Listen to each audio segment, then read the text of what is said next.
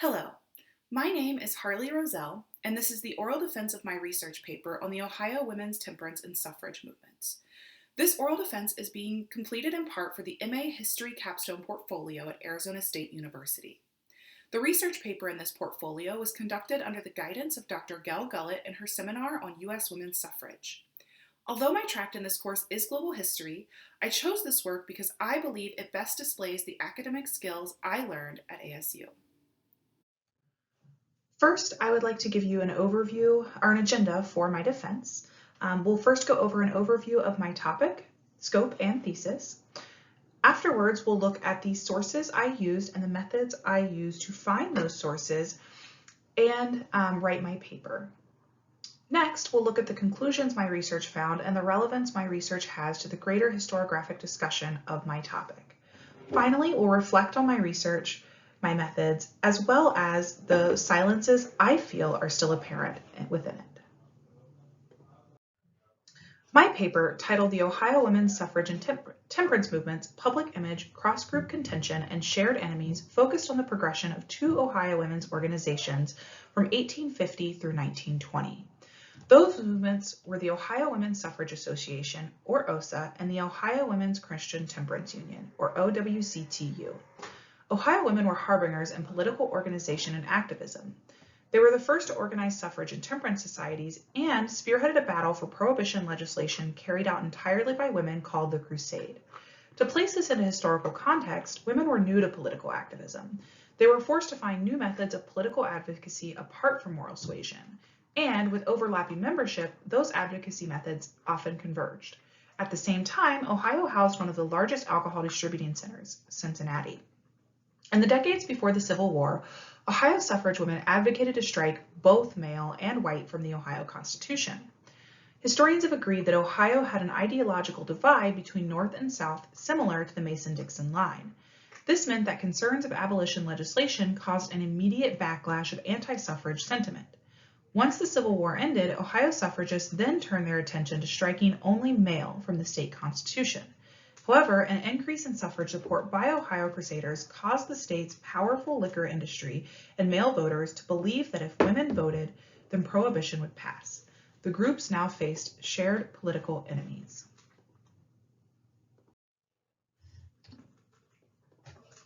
My research argued that the combined effect of negative public opinion, cross-group contention, and shared political enemies instigated a struggle between Ohio suffragists and Crusader women, which lasted the entirety of their battles and stalled both movements' progress toward lasting state amendments.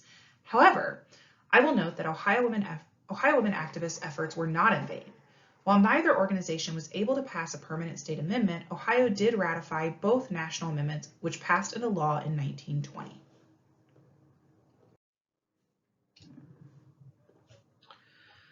At the beginning of my research, I knew my topic had to be within the scope of U.S. women's suffrage, and I wanted to focus on Ohio.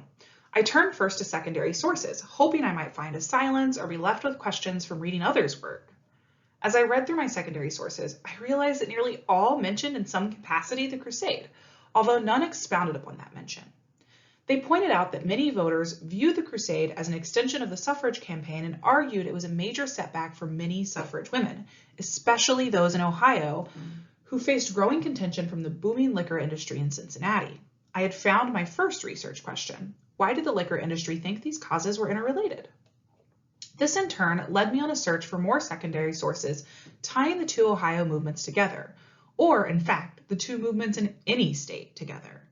There were sources on women's movements, some on gender and temperance, but none that really looked at the two movements side by side. I knew then that I would have to rely more heavily on primary sources to answer my question. Dr. Gullett advised we use suffrage newspapers and journal articles as a starting point for primary sources. To find these papers, I utilized the ASU Library search engine. Once located, I searched through them for mentions of Ohio suffrage. Later, I cross-referenced them for mentions of temperance. As expected, there were few. At one point, I discovered that my local public library literally had a temperance museum inside of it. The staff there pointed me in the direction of more sources, including some on suffrage. One other thing the staff informed me about was the existence of the Ohioana Library. This library is a subset of the State Library of Ohio, but all the materials it houses are either about or written by Ohio and Ohioans.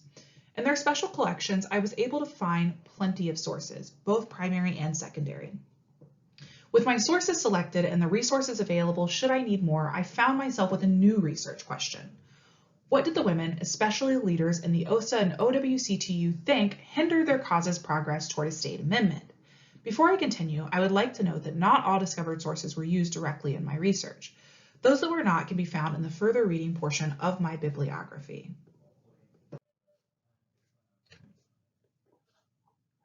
The journals used were the Women's Journal, the Anti-Slavery Bugle, and the Women's Protest. With frequent publications written by suffrage activists in all states, the Women's Journal was where I found most articles.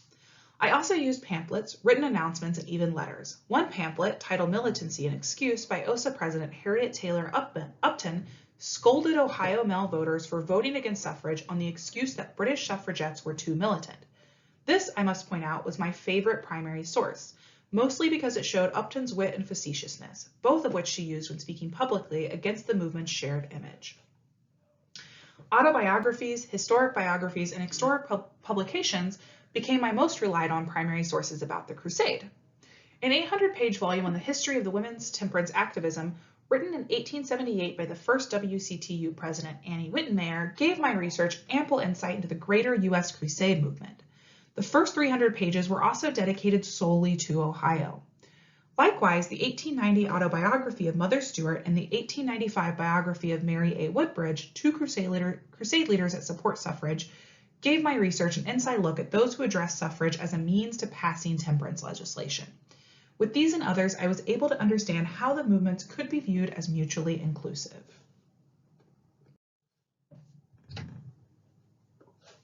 My secondary sources were a mixture of dissertations, shorter publications, reflections by surviving suffragists, and online resources.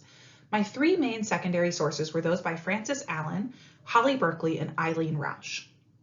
Allen's 1950 book lent a unique perspective to the history of Ohio suffrage. Allen was an OSA member and later the first female Ohio Supreme Court judge.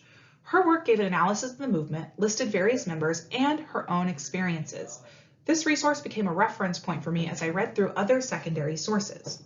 The PhD dissertations of Rouse and Berkeley, published nearly 3 decades apart, complemented each other in respect to suffrage and temperance. Roush's focused on the last 2 decades of the Ohio suffrage campaign and argued that Ohio suffragists were unable to pass a lasting state amendment because of significant opposition from anti-suffrage and pro-liquor interests. Berkeley's dissertation, on the other hand, focused on the gendered evolution of the American temperance movement. In this work, I first learned the significance of Ohio to the crusade. Although Berkeley's work looked at the broader scope of the entire U.S., much of it was dedicated to Ohio as it was the cradle of the crusade. However, it left a gap in the historical discourse on Ohio women's suffrage and temperance that Roush's work helped fill in. Secondary sources taken from various organizations like the Ohio History Center, Ohio Women's Policy and Research Commission, and the National Park Service were used as references to substantiate claims made by Berkeley and Rausch, as well as supplement some information they did not include.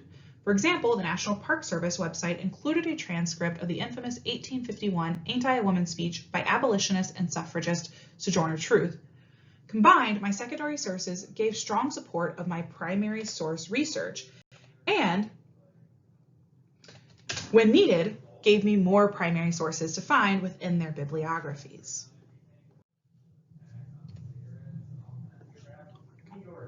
In the end, my research showed that public image, cross-group contention, and shared enemies hindered the suffragists and crusaders of Ohio from obtaining enduring state amendments.